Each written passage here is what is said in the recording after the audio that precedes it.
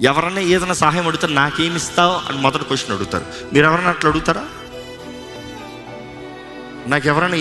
నాకేమి ఇస్తావు వాళ్ళు నువ్వు పక్కన పో అంటాను. నేను ఫస్ట్ ఏమి ఇస్తావు కాదు, ఏం కావాలి చెప్పు, ఏం చేద్దాం చెప్పు, what can I do for you. అలాంటి వారు నిజమైన స్నేహం, అలాంటి వారు నిజంగా దేవుని ద్వారా పంపబడిన వారు, అలాంటి వారు తిరిగి ఎదురు చూడకన్నా మనుషుడికి అవసరతలో సహాయం చేయగలిగిన వారు.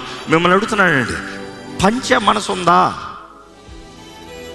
ఎందుకంటే నీ హృదయాన్ని దేవుడు చూస్తూనే ఉన్నాడు, జ్ఞాపకం చేసుకో.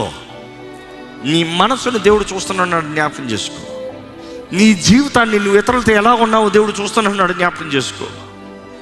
దేవుడు నిన్ను చూస్తున్నానన్నప్పుడు దేవునికి తగినట్టుగా నీవు బ్రతకగలిగితే హెచ్చించే హస్తం ఆయనండి. నీ అవసరతలన్నీ తీర్చువాడు ఆయన. ఈరోజు మనుషులు కృతజ్ఞత లేకుండా పోవచ్చు. కొంతమంది అంటారు ఎంత చేసినా కృతజ్ఞత లేదు. ఎవరికీ కృతజ్ఞత ఉండదు దేవుడి ఆత్మకార్యం జరగకపోతే.